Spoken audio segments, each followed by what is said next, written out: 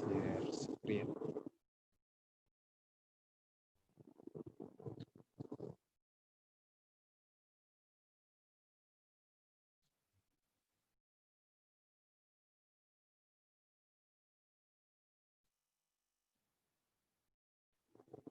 Nah, muncul.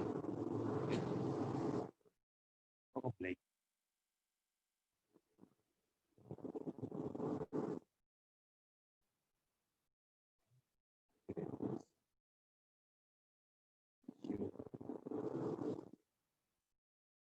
Nah, oke, sip.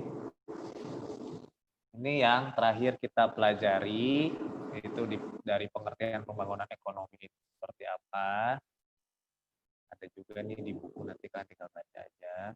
Lalu contoh-contohnya nih waktu awal belajar di bab 2 ini, pertumbuhan yang pembangunan ekonomi yang ada di Jakarta nih yang terlihat jelas.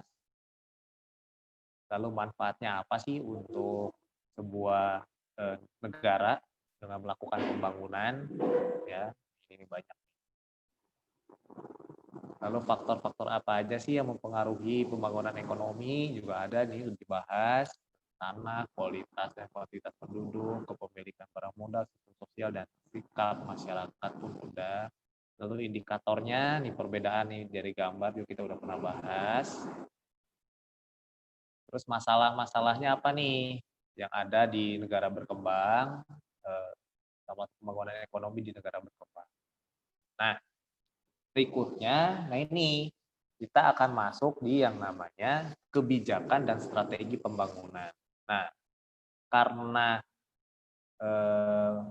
negara itu, semua negara melakukan pembangunan ekonomi, ya, jadi pasti pemerintah akan mengeluarkan kebijakan-kebijakan, artinya untuk mencapai tujuan tersebut apa yang harus dilakukan dengan kebijakan-kebijakan apa untuk mengatur semuanya itu. Karena kan yang diatur banyak tuh, contoh di Indonesia ada 270 juta jiwa, nah itu yang harus diatur. Jadi kebijakannya itu harus benar-benar dipertimbangkan berdasarkan situasi dan kondisi dan faktor-faktor yang mempengaruhi pembangunan itu sendiri.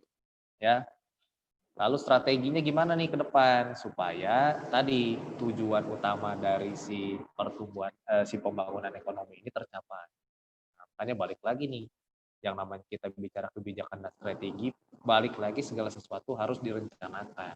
Nah, negara pun sama, harus merencanakan segala sesuatu dengan baik. Nah, yang pertama, kebijakan yang dilakukan oleh sebuah negara dalam pembangunan ekonomi atau melaksanakan pembangunan ekonomi, yang pertama adalah meningkatkan kualitas pendidikan. Ya, ini yang utama. Kenapa sih kalau kita bicara pembangunan ekonomi, ini kebijakan pertama yang harus dilakukan oleh sebuah negara. Nah, ternyata pendidikan ini penting, ya. Sampai negara aja memperhatikan kebijakan-kebijakan yang berhubungan dengan kualitas pendidikan. Contoh di Indonesia, ada pernah waktu itu wajib belajar 9 tahun. Wah, tuh kebijakan tuh. Jadi semua warga negara Indonesia itu wajib belajar 9 tahun. Dijalankan, berarti sampai minimal 9 tahun itu kan berarti SD 6 tahun, SMP 3 tahun tuh. Minimal tuh waktu itu. Tapi ternyata semakin berkembang zaman, semakin berkembang terus-menerus, kondisi, situasi dan kondisi yang ada, udah nggak cukup tuh. Ternyata pendidikan itu nggak cukup sampai cuman sekedar lulus sampai SMP. Nah, pemerintah lakukan lagi kebijakan tuh di bidang pendidikan. Harus minimal SMA 12 tahun. Tadinya 9 tahun, sekarang 12 tahun. Dengan banyak kebijakan. Ada waktu itu, kalau kalian pernah tahu, di dunia pendidikan tuh ada bina lingkungan, di mana orang-orang atau usia-usia sekolah yang tidak mampu bayar uang sekolah itu digratiskan. Pokoknya sekolah, pokoknya gimana caranya harus sekolah, nggak ada alasan. nggak ada uang, nggak ada apa, pokoknya gratis, sekolah gratis ditanggung oleh pemerintah semua. Ada tuh, ya, ada programnya namanya Bina Lingkungan. Dikasih seragamnya dikasih, sampai tasnya dikasih, sepatunya dikasih, buku pelajarannya dikasih, seragamnya dikasih, semua dikasih, pemerintah yang menanggung. Nah, ternyata kesini kan terus nih semakin berkembang segala macam. Nah, terus nih pemerintah terus meningkatkan kualitas pendidikan. Karena untuk pemerintah, pendidikan itu penting. Ya bukan cuma untuk pemerintah, sebenarnya untuk diri kita sendiri yang namanya pendidikan itu penting. Kenapa? Sekarang zaman semakin maju. Waktu zaman saya pun seusia kalian nih, saya lulus SMA, itu lulusan SMA itu udah banyak banget itu. Dan untuk cari kerja itu susahnya setengah mati. Banyak pengangguran.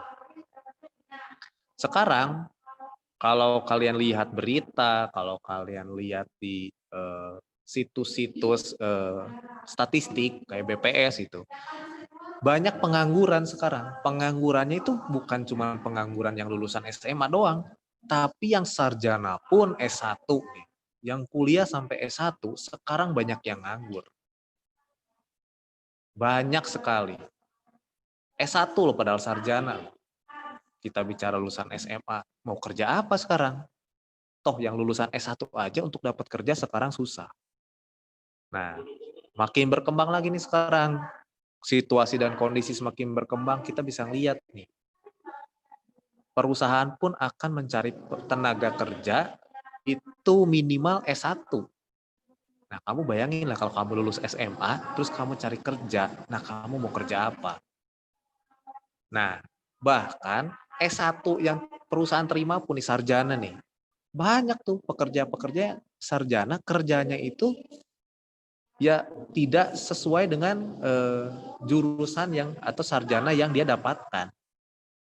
Contoh kita bisa lihat juga banyak sarjana-sarjana yang akhirnya memilih daripada menganggur, akhirnya dia jadi ojek online. Sayang tuh, untuk jadi sarjana itu butuh duit banyak, itu puluhan juta. Lulusnya susah, tapi kok kerjanya begitu. Nah, makanya dari situ kita bisa lihat ternyata pendidikan ini penting. Semakin zaman semakin maju, semakin berkembang sebuah teknologi dan pembangunan di sebuah negara tersebut, ini harus didukung dengan pendidikan yang baik. Bahkan kalau kalian lihat di data statistik, itu di Indonesia itu masih banyak tuh yang cuma lulusan SMP, lulusan SMA, lulusan SD dibanding yang lulusan sarjana 1, sarjana 2, sampai ke sarjana 3. Nah, sekarang pemerintah mau membangun ekonomi seperti apa kalau ternyata masyarakat pendidikannya itu masih rendah. Artinya tidak menguasai, tidak memahami bidang yang akan dilakukan. Karena dengan melakukan pembangunan ekonomi, kita harus menguasai minimal satu bidang yang kita kuasai. Makanya minimal itu sekarang kuliah minimal S1. Karena kalau kamu udah jadi sarjana, kamu minimal menguasai, misalkan kamu sarjana ekonomi, berarti minimal kamu menguasai bidang ekonomi. Kamu sarjana teknik, berarti kamu minimal tahu tentang dunia teknik. Kamu sarjana apalagi ya, sarjana misalkan pendidikan, berarti kamu punya keahlian di bidang pendidikan. Nah, itu yang dibutuhkan oleh pemerintah. Ya.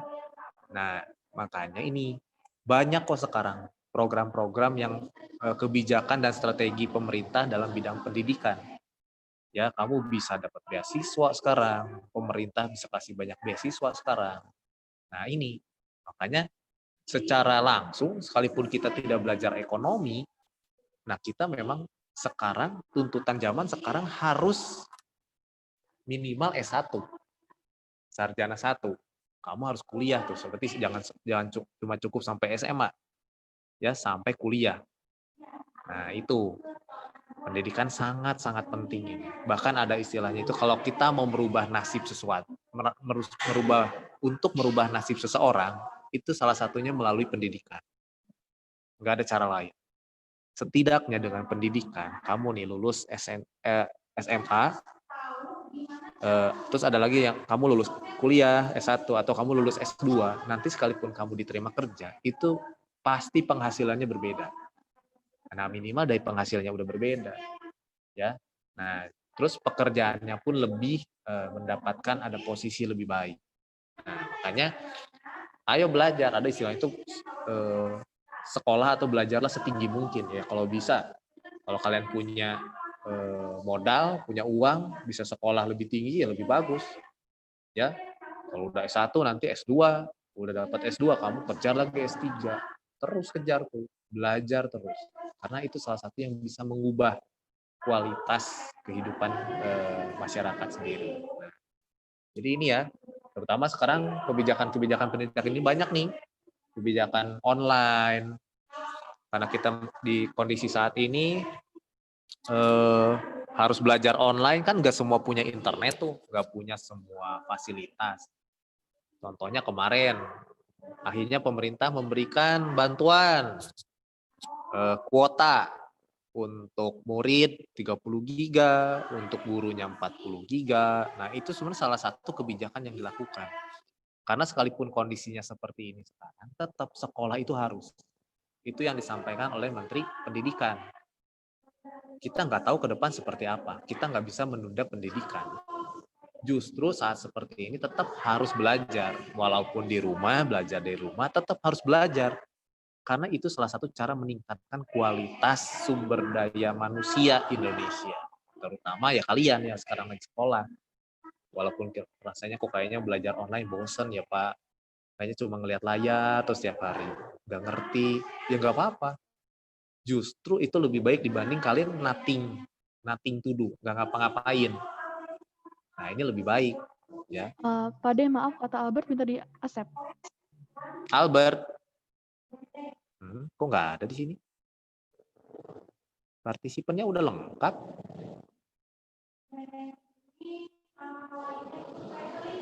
Joining di sini. Oh, Yovita juga nih joining tuh. Udah kok. Tapi tulisannya joining. Kayak, ya tadi saya juga kayak belum di accept Pak, masih kayak di lobby gitu. Tuh, nih joining tuh Albert. Jadi, nah, seperti itu. Namanya pendidikan itu penting. Ya. Oke, kita tunggu sambil tunggu Albert. Nah, itu tentang bagaimana meningkatkan kualitas pendidikan. Walaupun sekarang belajarnya online, ya tetap harus belajar, kalian harus belajar. Justru saya kan pernah bilang, justru inilah saatnya di mana kalian banyak belajar. Di rumah banyak waktu, kalian banyak belajar. Belajar nggak cuma belajar pendidikan di sekolah, tapi kamu bisa latih kemampuan lain tuh di rumah. Nah, itu untuk memperlengkapi kamu nih ke depan seperti apa. Karena tantangannya semakin banyak ke depan. Ya, bahkan dari kalau kemarin kita bicara globalisasi di bisnis studies, tenaga kerja dari luar Indonesia itu udah mulai datang. Bayangin aja kamu ya, sekarang pengangguran aja udah banyak. Sekarang nambah lagi perusahaan-perusahaan lebih enak kerja atau mengambil pekerja dari luar. Ya semakin nganggur, nggak ada pekerjaan. Kita kalah dari segi pengetahuan, kita kalah dari segi keterampilan pun kita kalah. Ya, jangan sampai itu terjadi. Makanya harus belajar gimana caranya. Minimal kan saya selalu bilang, minimal kamu menguasai satu yang bisa kamu kuasai. Kelebihan yang memang itu kamu latih sampai kamu menguasai itu. Ya, kalau kamu suka gambar, latihlah gambar kamu. Kamu suka musik, latih terus itu sampai kamu menguasai itu. Jangan sepotong-sepotong.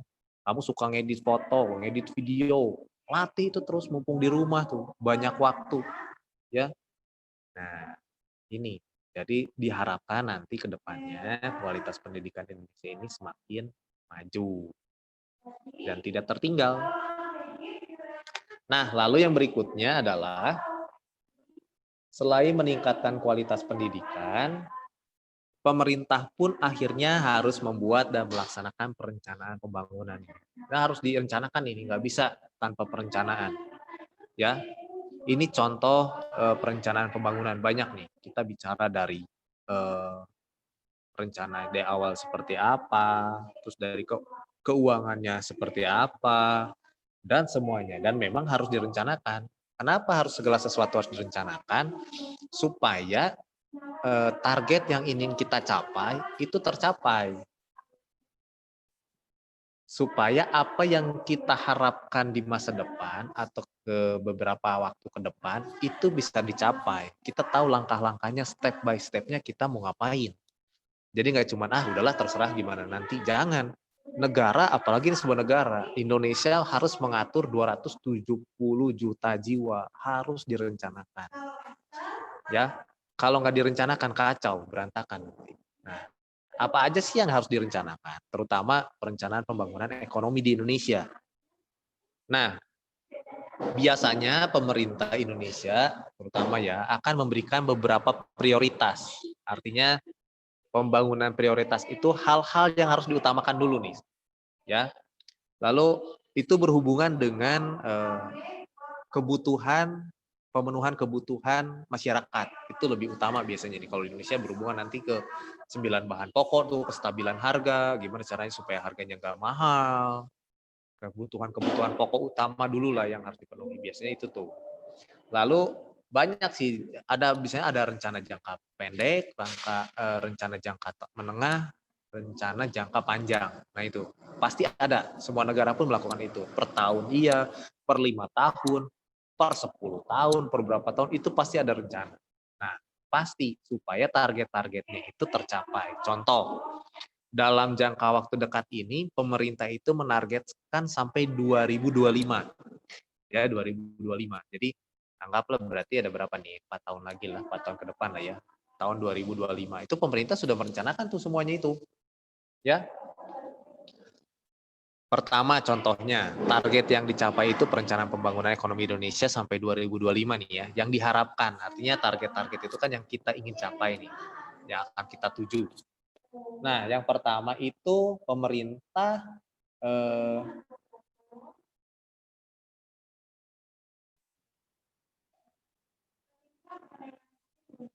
berharap bahwa nanti di tahun 2025 itu masyarakat kita ini tertib, maju, damai, dan berkeadilan sosial.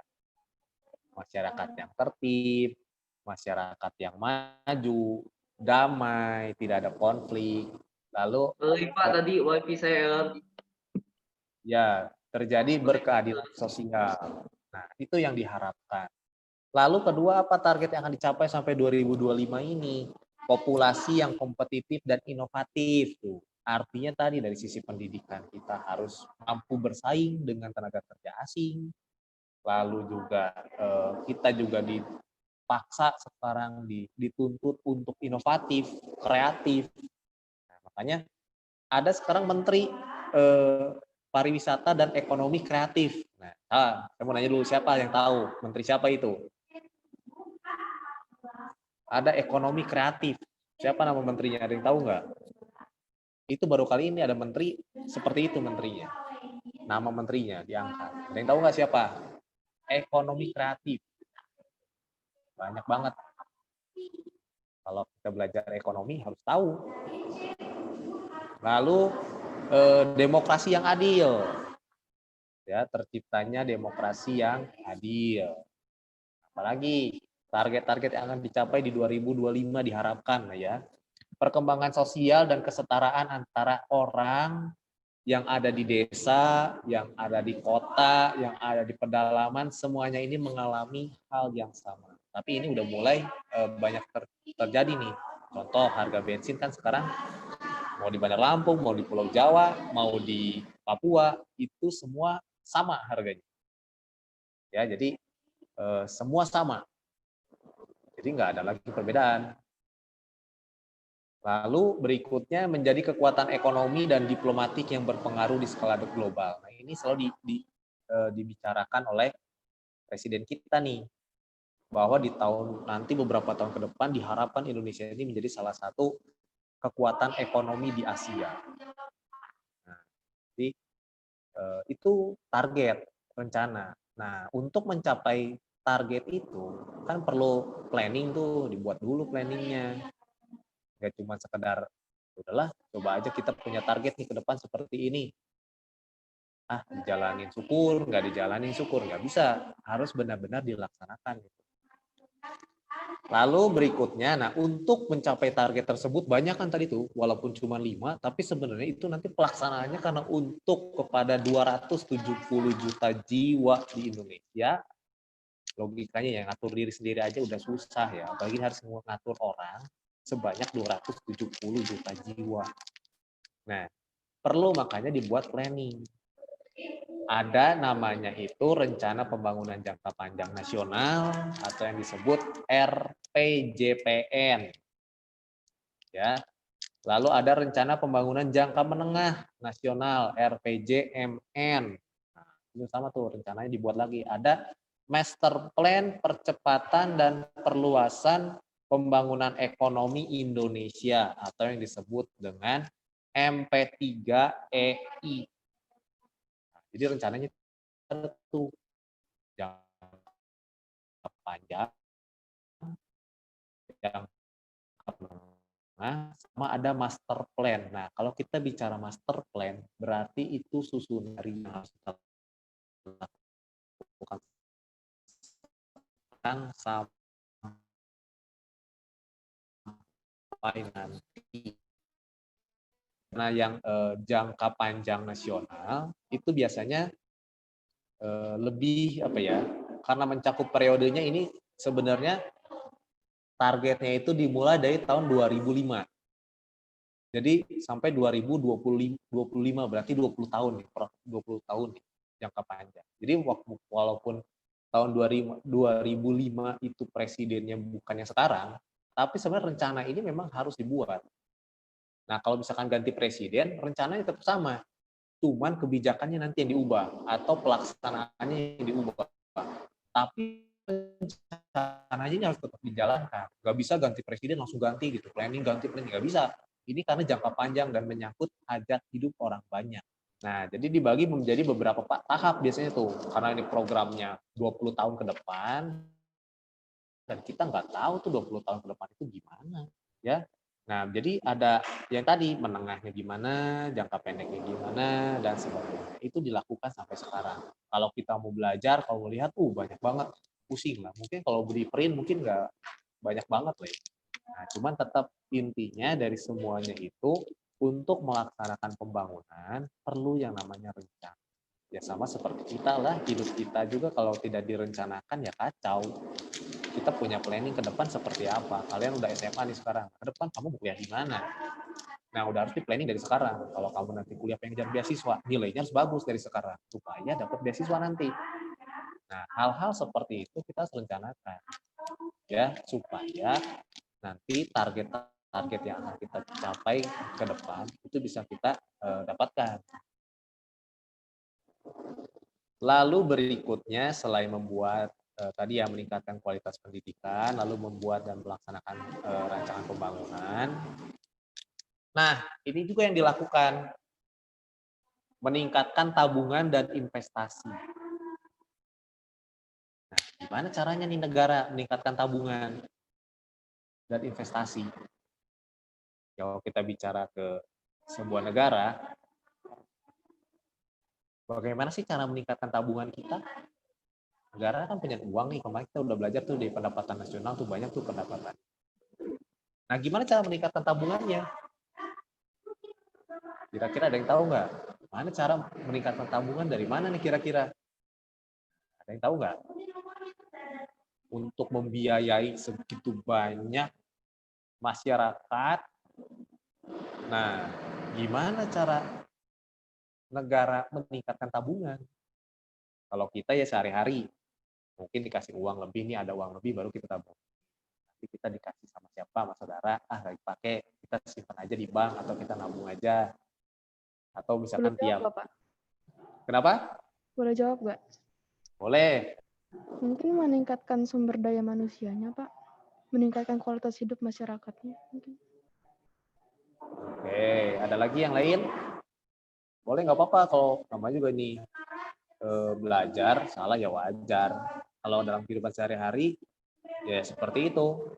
Kita kan misalkan kalau yang masih perayaan Imlek kan dapat tuh angpau tuh tiap tahun tuh.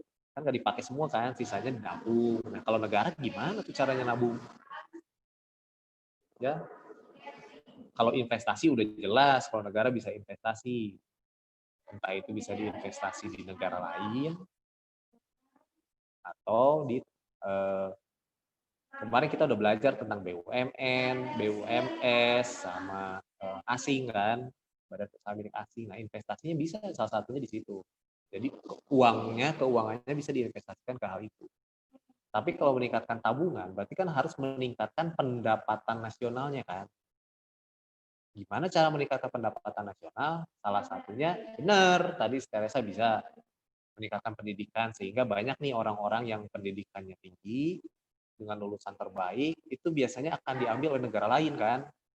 Walaupun dalam tanda kutip itu nanti bekerja untuk negara itu sih. Tapi kan dari sisi penghasilan itu akan menambah pendapatan nasional. Betul. Lalu apalagi nih kira-kira yang meningkatkan tabungan negara? Sama. Dari investasi pun bisa. Dari bunga yang didapat, dari misalkan pinjaman yang diberikan nih kepada masyarakat.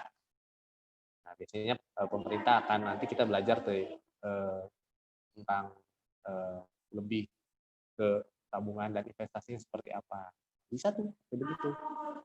Jadi banyak yang bisa dilakukan ya selain investasi meningkatkan tabungan supaya ya itu sebenarnya balik lagi ke hal dasar sebenarnya. Gak cuma negara, kita pun sekarang memang ya harus mulai menabung nih dari sekarang. Apalagi kalau kalian yang punya rencana buat kuliah ke luar negeri, kita harus mulai rencana menabung dari sekarang. Ya walaupun mungkin nggak cuma kalian, tapi mungkin orang tua kalian pasti sudah nabung nih dari sekarang. Ya, ini jadi cara pemerintah atau kebijakan-kebijakan dan strategi yang pemerintah lakukan.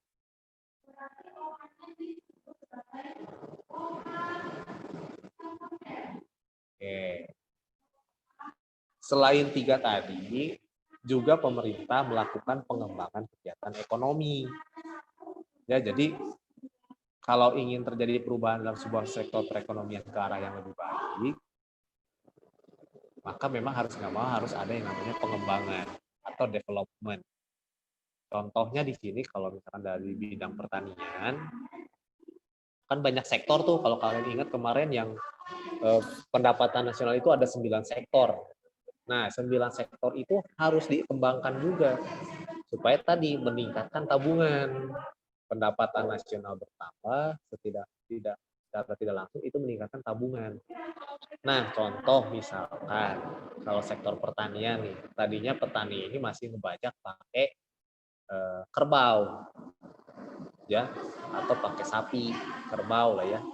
Nah, tapi kan dengan adanya teknologi kita harus mengembangkan itu. Ya, kalau misalkan dengan kerbau membutuhkan waktu yang lebih lama. Tapi ternyata dengan adanya teknologi, sektor pertanian harus lebih berkembang supaya produksinya meningkat, bertambah, jumlah panennya bertambah. Nah, itu harus ganti tuh kerbau, nggak bisa sama kerbau lagi. Harus pakai misalkan traktor yang lebih canggih tuh buat membajak sawah. Ya, tapi kan masalahnya adalah kalau misalkan ganti sama traktor mahal, karena kita harus beli traktornya, kita beli teknologinya. Nah, jadi kalau untuk petani gimana? Ya mungkin ada petani yang mampu beli, tapi kan banyak juga petani yang nggak mampu. Nah, disinilah peran pemerintah. Makanya ada yang disebut subsidi. Nah, itulah yang disebut subsidi. Artinya subsidi itu bantuan yang diberikan kepada pemerintah, kepada masyarakat dari pemerintah. Subsidi apa lagi? Bahan bakar minyak, premium, itu masih disubsidi oleh pemerintah. Supaya tujuannya itu untuk pengembangan kegiatan ekonomi supaya terus berjalan, ya. Nah, selain mengembangkan kegiatan ekonomi di semua sektor lah, sama nggak cuma di pertanian, baik itu di sektor pertambangan, kalau pertambangan udah jelas ya targetnya. Kalau kalian baca berita atau pernah nonton berita, kita sedang membuat kilang minyak sendiri. Sampai bahkan kan Bapak Presiden bilang, masa sih 30 tahun lebih kita ini nggak punya kilang minyak sendiri, harus impor minyak terus. Kita ini punya loh minyak, Bu. Tapi kita nggak punya kilang, makanya harus dibangun sekarang. Itu salah satunya itu dikembangkan, supaya tadi mengurangi biaya. Ya kita punya sumber daya, harusnya kita pakai untuk diri kita sendiri. Ngapain ini? Sumber daya kita, negara kita, malah asing yang mengelola, kita sendiri tidak mendapatkan. Nah, ini yang makanya perlu seperti ini, dikembangkan terus. Makanya butuh tadi yang benar. Balik lagi ke pendidikan. Kita punya teknologi, kita bisa beli teknologi, tapi nggak ada orang yang mampu untuk menggunakan teknologi itu. Ya nggak bisa juga.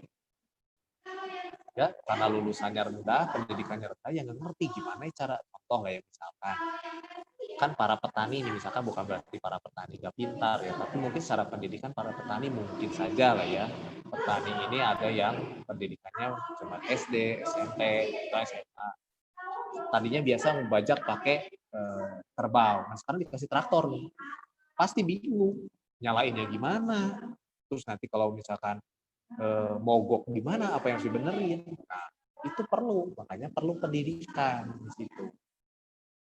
Nah, jadi kalau misalkan teknologi canggih, ada orang yang punya pendidikan yang menguasai itu lebih baik. Dan lalu yang kelima, menyediakan infrastruktur yang menunjang. Nih, kalau kalian lihat nih, ini yang disebut infrastruktur. Jalan, jembatan.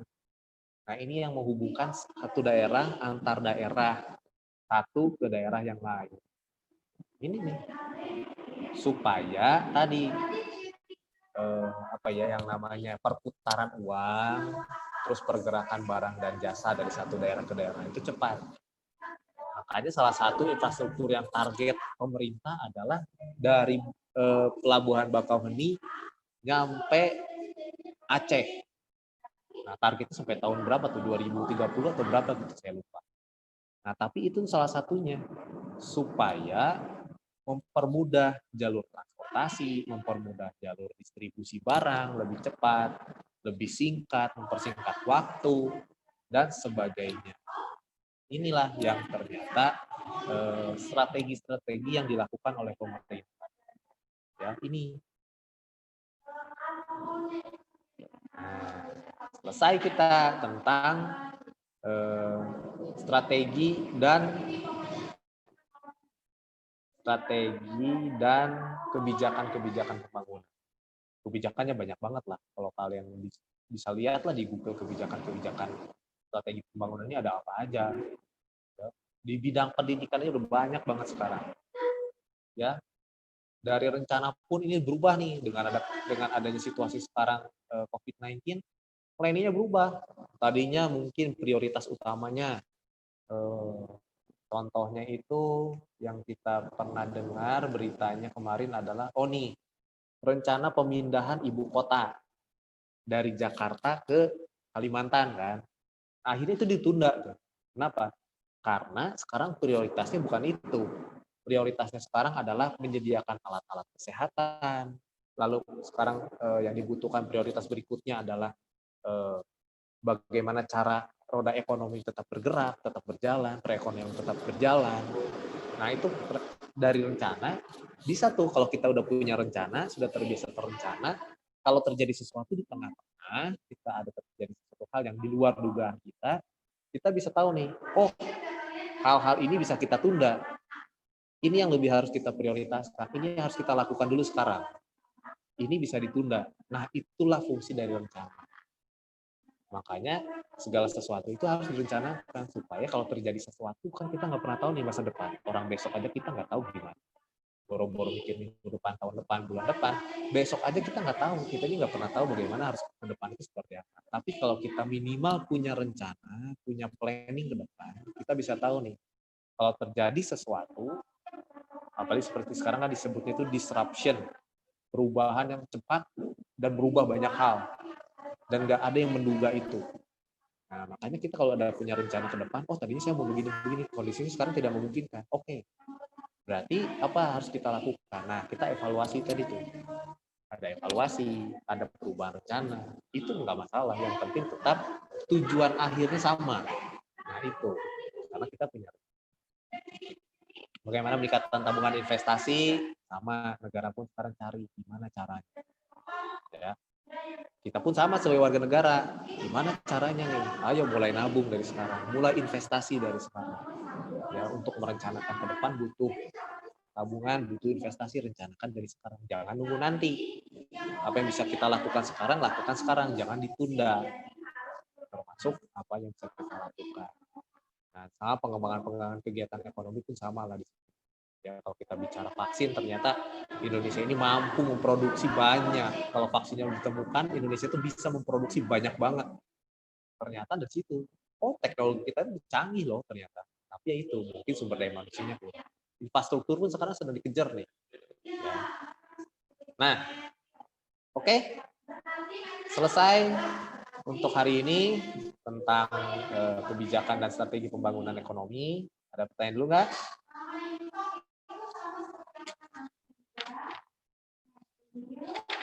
Kalau tidak ada, berarti kita lanjutkan di pertemuan selanjutnya.